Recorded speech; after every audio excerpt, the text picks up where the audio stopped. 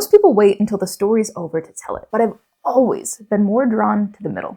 The quiet work that nobody sees, that moment before the shift, the pause before the leap, the parts of the process that aren't meant for performance, but they still matter. That's the space that I work in. I call it being a field noter. It's photography, but it's also anthropology. It's story, but it's also strategy. And it's paying attention to what's already there and reflecting it back before the world tells you what it should be. Sometimes it looks like a portrait that finally feels like you.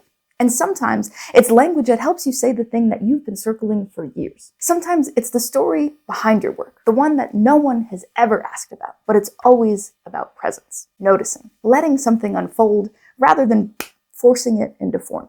Because we live in a world that rewards the polished version, the headline, the highlight reel, the final product, but I believe that the most powerful moments happen before that, when you're still becoming, when you're still exploring, still real. This work isn't about creating an image. It's about making space for the truth to rise to the surface, so it can be seen, it can be shared, and it can be lived.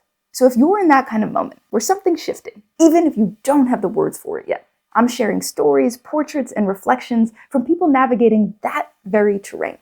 And it's all unfolding over on Substack. It's called Field Notes from the Work and the Wild.